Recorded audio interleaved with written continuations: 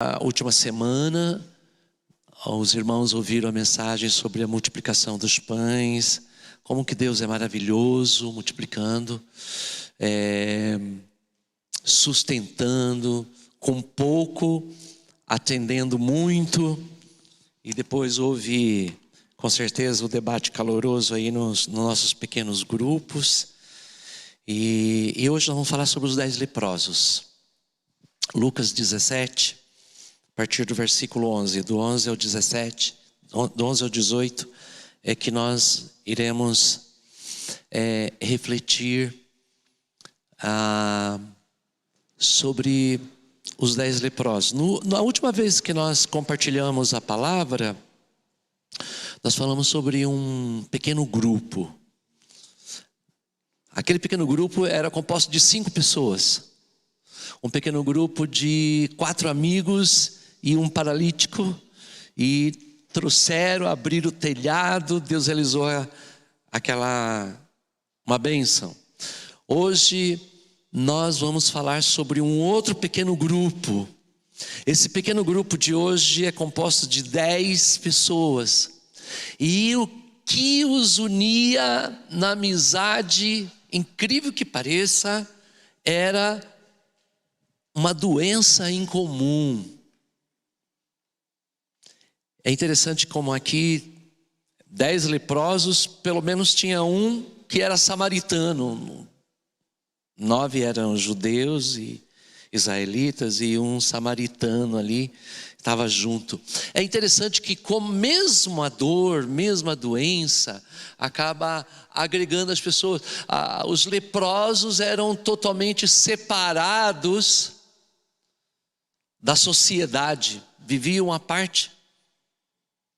E eles tinham que, quando caminhavam na estrada e alguém ia se aproximando, eles gritavam: imundo, imundo. Ou seja, as pessoas já sabiam que eram leprosos, já desviavam deles. Para ele, quando alguém queria dar um alimento, colocava um alimento num determinado lugar e saía de perto, eles se alimentavam, depois destruíam o prato ali que traziam a comida. Não podiam reunir no templo, ficavam afastados da família. E é interessante como eles estavam ali reunidos, apesar da doença, aquele pequeno grupo estavam juntos. E Jesus estava saindo da Galileia, diz assim o texto, Lucas 17, a partir do versículo 11. A caminho de Jerusalém, Jesus passou pela divisa entre Samaria e Galileia. Então, Jesus estava indo para Jerusalém. Jerusalém está na Judéia, no sul. As divisões principais de Israel, o norte é Galileia, o centro, Samaria, o sul, Judéia. E Jesus estava saindo do norte da Galileia, indo para Jerusalém, indo para a região da Judéia. E então passava pela região de Samaria. E é interessante, na continuação do versículo, que Jesus passava. E por onde Jesus passava, Jesus não fazia acepção de pessoas. Os judeus não se davam com os samaritanos. Era uma guerra antiga, e os judeus consideravam que eles eram mestiços, que não eram judeus puros, e aí havia uma guerra, uns adoravam num monte chamado Gerizim, e os judeus adoravam no templo em Jerusalém, havia maldições que um proferia com o outro, mas Jesus não tinha acepção das pessoas. Jesus passava por todos os lugares, e Jesus passou então por um lugar. E nesse lugar havia aquele pequeno grupo. Olha só o versículo 12.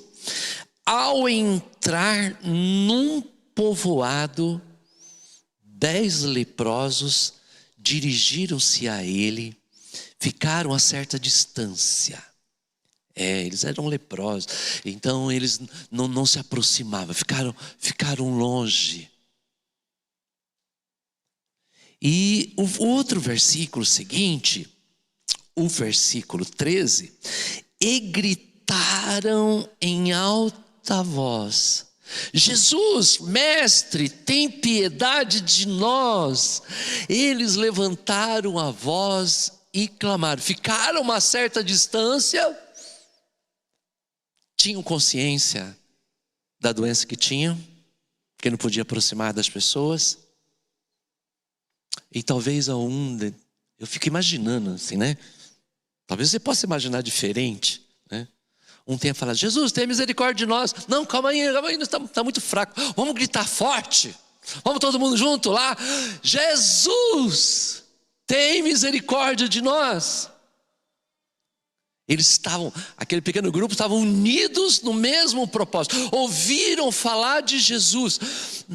Tinha tanta urgência que não deixaram nem Jesus entrar na aldeia. Eles ficaram na entrada da vila, da aldeia, ali daquele povoado. E quando Jesus veio chegando, não deixou Jesus entrar numa casa, fazer uma refeição.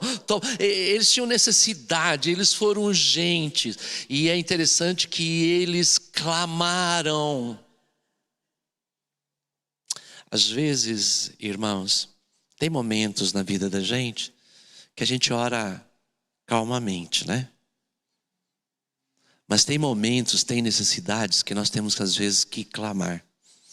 Esse clamar aqui implica o fervor. Muitas vezes nós temos que falar mais forte, colocar para fora realmente a nossa necessidade. Porque muitas vezes nós oramos para dentro: Jesus, me abençoa a minha vida, abençoa a minha casa. Desse jeitinho assim, né? E às vezes nós temos que levantar a nossa voz e clamar.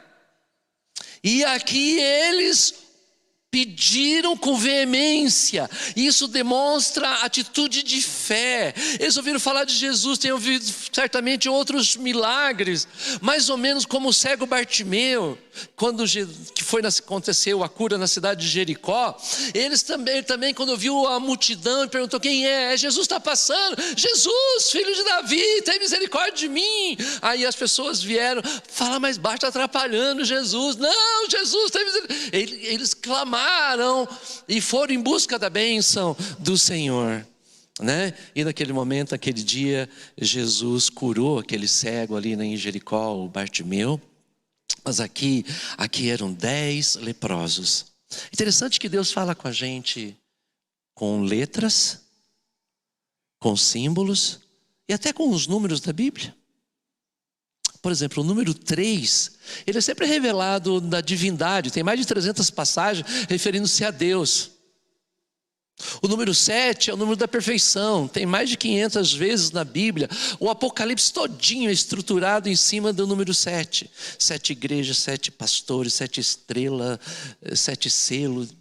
Assim, quando a gente soma o 7 mais o 3, dá na Bíblia o número completo. Quantos dedinhos você tem na sua mão? 10 dedos, né? Por exemplo, quando Deus quer falar sobre santidade completa, Ele apresenta quantos mandamentos? 10 mandamentos. É interessante quando Jesus quer falar sobre mordomia financeira completa. O que é? O dízimo? Não é 10? É interessante quando Jesus quer falar sobre a vigilância completa. Quantas virgens? Parábola das 10? Das 10 virgens. É interessante como as coisas se repetem. Quando Jesus quer falar sobre mordomia também, independente da mordomia financeira, quantos talentos? Parábola de quantos talentos? 10 talentos. E quando Jesus quer fazer a cura completa, quantos leprosos Jesus curou aqui? 10 leprosos. Essas coisas não se repetem à toa na palavra do Senhor, irmão. É para a gente memorizar mesmo, para a gente lembrar mesmo, né? Então eles levantaram a voz e clamaram a Jesus. Pediram uma graça para Jesus.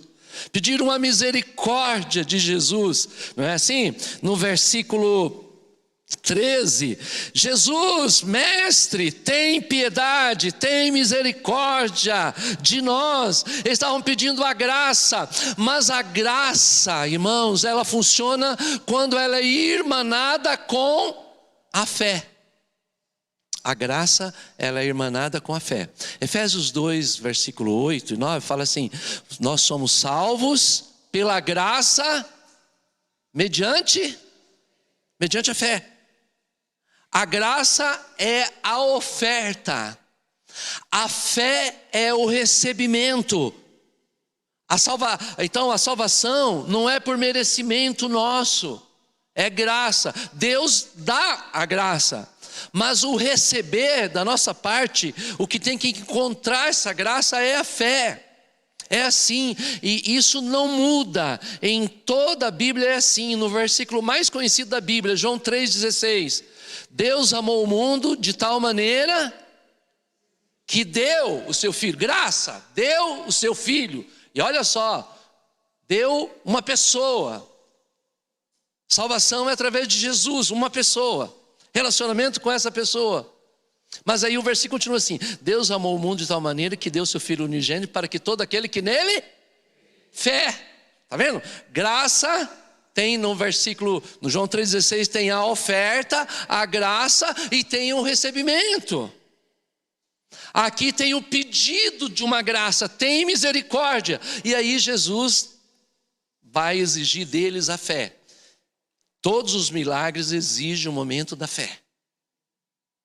Exige um momento de crença, de confiança. Então, aos vê-los, aí Jesus, no versículo 14, diz assim para eles: vão mostrar-se ao sacerdote. Enquanto eles iam, foram purificados. Então, esse ato de ir é um ato de fé. Se eles não acreditassem, alguém iria questionar assim: Jesus, você vai curar a gente ou não vai? Como que a gente vai mostrar lá para o sacerdote? Vamos mostrar as nossas feridas? Vamos mostrar a nossa lepra para o sacerdote? Eles não pensaram assim. Quando Jesus falou, vai e mostra ao sacerdote, eles foram.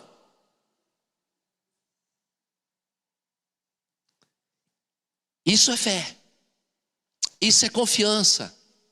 E quando eles foram curados. Quando estavam caminhando, foram curados. Então eles pediram a graça. Jesus ofereceu a graça. E eles manifestaram a fé indo mostrar ao sacerdote.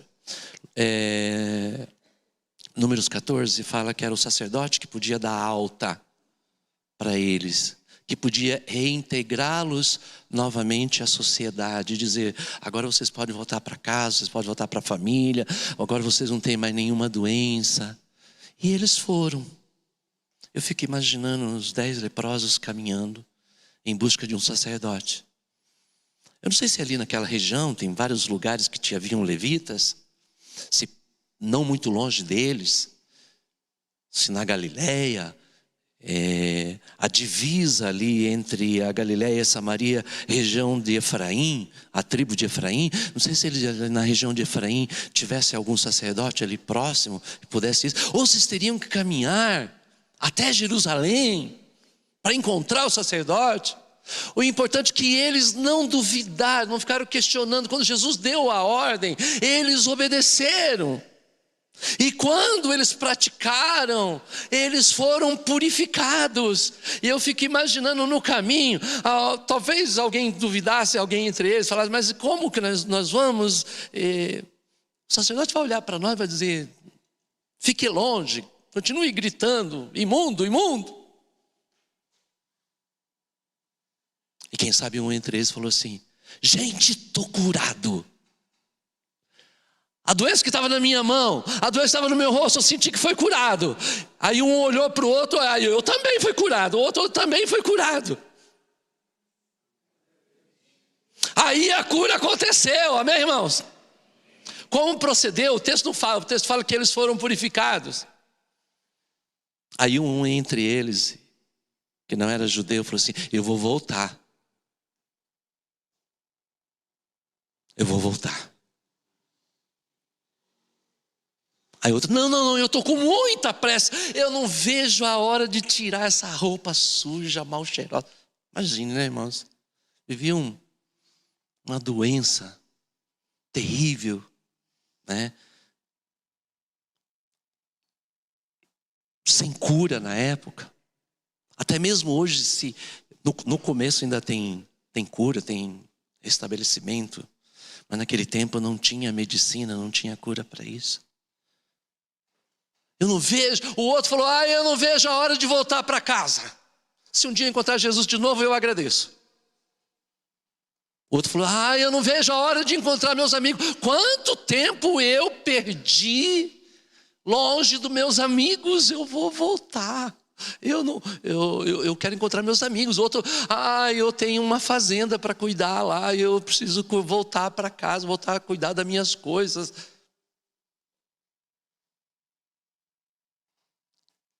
Eu não vejo a hora de poder entrar no templo. Está preocupado. Relacionamento religioso. Agora eu posso entrar no templo novamente. E o outro disse, não, eu vou voltar. Vocês podem ir embora. Eu vou voltar. Esse Jesus é maravilhoso demais. Eu preciso agradecer a Ele. A preocupação de 9 foi com a bênção.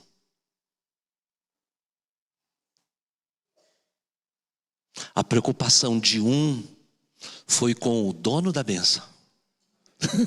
Amém, irmãos? Essa é a diferença. A diferença da bênção, muitos querem a bênção, outros querem se relacionar com o dono da bênção. Aquele que voltou estava procurando, querendo ter, ele iria pedir alta lá para o sacerdote, ele ia reencontrar a casa dele, reencontrar a família, reconstruir a vida social dele, vida religiosa dele, mas ele priorizou o reino de Deus. Por isso a Bíblia diz lá em Mateus 6,33, buscai pois em primeiro lugar o reino de Deus e a sua justiça, e as outras coisas serão acrescentadas. O que agradeceu, o que voltou, irmãos, é aquele que estava priorizando o reino, priorizando a pessoa de Jesus. Que bênção, agora ele alcançou, ele não poderia continuar sem voltar atrás. E olha como é que diz o texto, e purificado, e versículo 15, um deles, quando viu que estava curado, voltou, do mesmo jeito que ele pediu.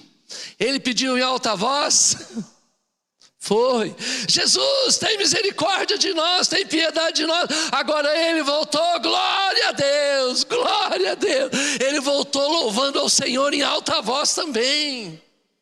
Do mesmo jeito que ele alcançou a bênção, ele reconheceu a misericórdia, que somente alguém tão maravilhoso, alguém tão especial quanto Jesus. E olha o que ele fez.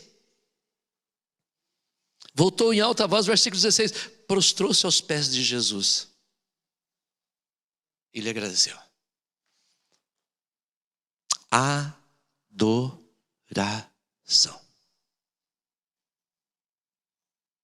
Jesus era divino, amém, irmãos? Jesus não falou assim para ele, levanta, não quero a tua adoração.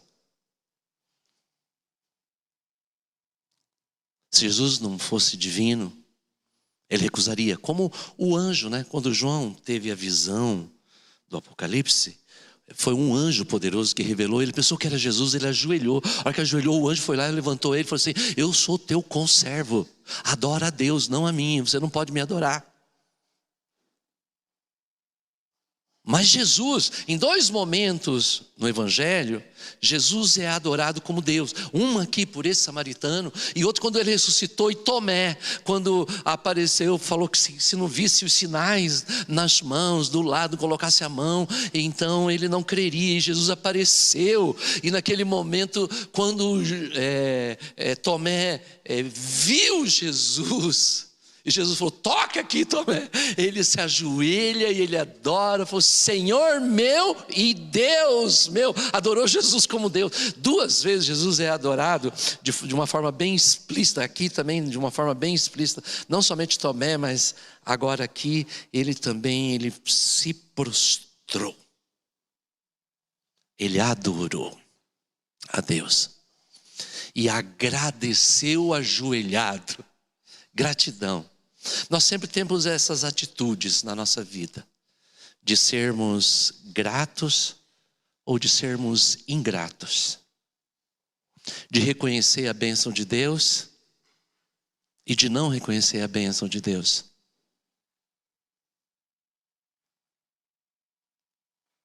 E, irmãos, nós podemos cuidar da nossa vida. Estamos vivendo agora esses dias o feriado prolongado. Não tem nada demais a gente sair, a gente tirar umas férias, sair com a família, né? Não tem nada de errado. Só a gente não pode esquecer que nós somos adoradores, que nós temos uma ligação com Jesus, amém, irmãos? E é interessante que esse texto fala assim: este era samaritano. Minha tradução deixa isso bem claro. E este homem era samaritano. Ele era samaritano. Quando a Bíblia diz isso, ele está dizendo assim, que talvez daquele pequeno grupo, 9 eram judeus, eram acostumados já com a parte de adoração. Aquele não era, ele era um samaritano, mas ele tinha um coração de adorador. Ele reconheceu o poderio de Cristo. Quando ele se ajoelha, ele se coloca como servo, Jesus como Senhor. Quando ele adora, ele reconhece a divindade de Cristo. E Jesus perguntou, olha só, o texto que o presbítero Daniel Mariana leu na abertura do culto. Não foram purificados todos os 10?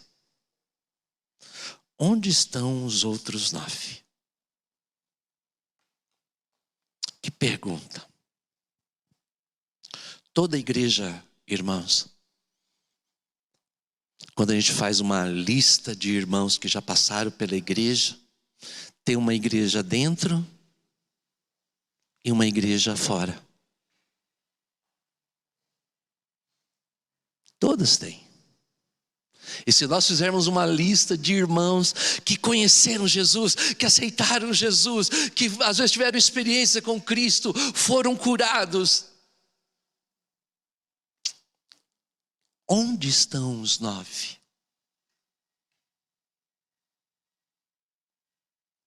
Onde estão os 9? Eu fui pastor em uma igreja em que, numa época de carnaval, a cidade era pequena, reuniam as pessoas e naquele ano eles preferiram distribuir água para as pessoas, montaram uma barraquinha para falar de Jesus, distribuir folhetos, fizeram isso numa cidade.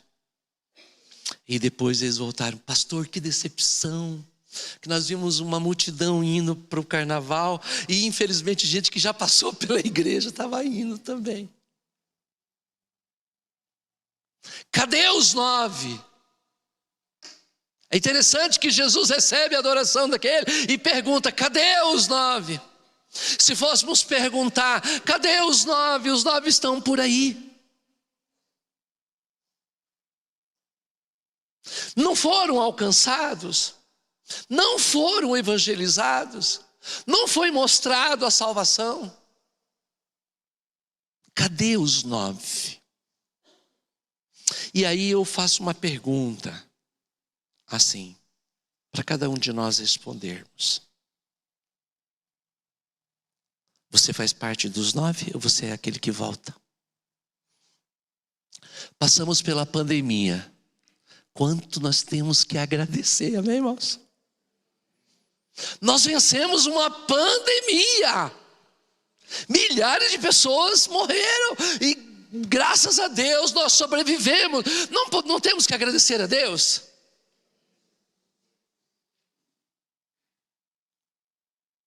Quanta coisa boa Deus nos deu, Deus nos dá. Nós verificarmos, irmãos, nós somos cercados pela graça de Deus nos nossos bens, nas nossas refeições, na nossa casa, na nossa família.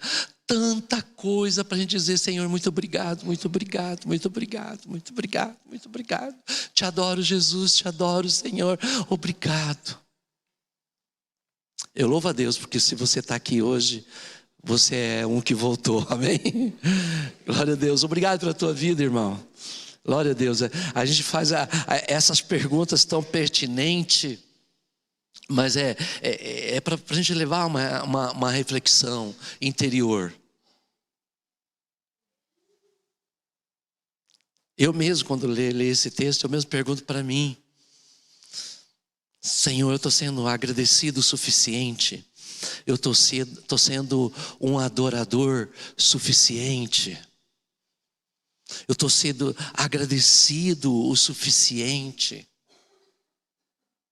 por tantas coisas boas? Deus te abençoou, meu irmão. Você é um abençoado pelo Senhor. Seja como aquele homem, volta a dizer: Senhor, muito obrigado, Senhor, pela bênção. Poderia estar em outro lugar, poderia estar desperdiçando a minha vida em outros lugares, poderia estar fazendo outra coisa, mas eu agradeço porque o Senhor me abençoou. Eu reconheço que Jesus cuida da minha vida, que o Senhor Jesus cuidou. Esse samaritano reconheceu isso: Jesus cuidou, Jesus tratou, Jesus se importou. A sociedade não se importava, a sociedade excluía, mas Jesus me abençoou. Jesus derramou graça, Jesus derramou amor, Jesus derramou bondade, Jesus derramou misericórdia.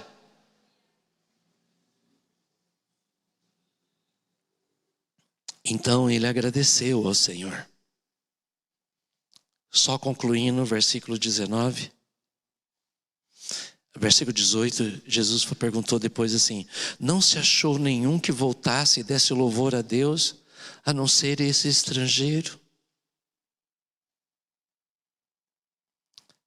Quando Jesus coloca assim, ele está sendo assim, dizendo assim: os outros 9 tinha conhecimento, deliberadamente preferiram fazer outras coisas. Se desse tempo, se por um acaso encontrasse Jesus de novo, talvez dissesse: muito obrigado, Senhor.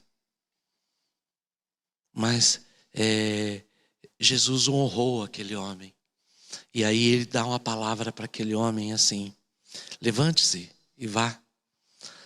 O que salvou ele? A sua fé te salvou. Novamente, irmãos, a graça foi estendida e a fé recebeu. A graça recebeu. A graça foi doada. A graça de Deus, ela é extravagante demais, irmãos. O amor de Jesus por nós é extravagante. A graça de Deus, ela é extravagante. Porque ela não impõe condições, ela é derramada na nossa vida. Agora cabe para nós aceitar essa fé, assumir essa fé, viver essa fé, servir ao Senhor, ter consciência daquilo que o Senhor dá. Nessa viagem que eu fiz, bem longe daqui, eu estive ali para realizar um casamento. Aí na festa, um jovem que eu conheci, que eu investi muito na vida daquele jovem. Sabe quando a gente investe discipulado na vida da pessoa? Aí ele chegou para mim assim, falou: pastor, eu vim pedir a tua bênção. Eu falei: bênção? Conta aí, senta aqui. Ele até estava em pé assim, chegou para mim, ele falou assim: pastor, eu estou saindo da igreja, eu vim pedir a tua bênção. Eu falei: que igreja está indo? Aí ele citou o nome da igreja. Eu falei: meu irmão, você está me pedindo uma coisa muito difícil. Como que eu vou te abençoar? Você está pedindo para ir para uma outra igreja. sinceramente, irmão, nós não somos os únicos que pregam Jesus. A gente tem consciência disso, né, irmãos? Nós não somos orgulhosos. Mas uma igreja que eu não sei se é neopentecostal, se prega Jesus como nós pregamos Jesus, se prega a salvação somente pela graça como nós pregamos, se prega a santificação como nós pregamos. Agora, assim, ele queria ir longe, abandonar todo o propósito de Deus na vida dele e queria receber a bênção, queria que eu abençoasse. Falei, irmão, reflita bem, depois eu não tenho condições de fazer isso. Como comigo, pastor, que conhece uma pessoa, que aceitou Jesus, batizou a pessoa, que a pessoa foi discipulada, a herança que ele recebeu, o propósito de Deus na vida da pessoa, e depois assim, eu te abençoo, pode ir. Seja um dos 9. Será que podemos fazer isso, irmãos? Nós não podemos, irmãos, fazer isso. Nós não podemos fazer isso. A pessoa tem o livre-arbítrio, Deus dá o livre-arbítrio, a pessoa pode escolher o que a pessoa quiser. Como os 9 escolheram ir longe, mas aqui está uma lição para nós escolhermos gratidão, dizer, Senhor, muito obrigado, Senhor, Tu és o meu Senhor. Ele estava disposto a seguir Jesus. Jesus, Tu és a coisa mais importante da minha vida. É isso que o Senhor quer de nós, e é isso que essa mensagem deixa para nós.